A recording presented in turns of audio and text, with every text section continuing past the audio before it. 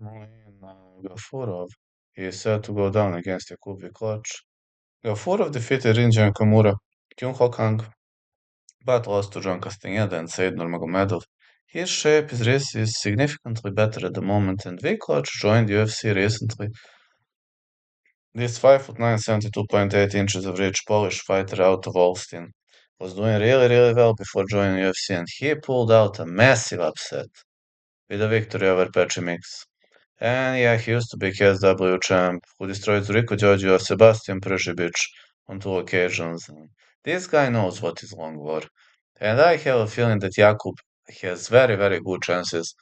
But Jakub is fighting technically, and Gafurov is fighting technically. And I expect this to advance into round three. I say Jakub Vikloch to win via decision or via some kind of a late stoppage. But that's a side call, but I'm gonna say fight starts round three.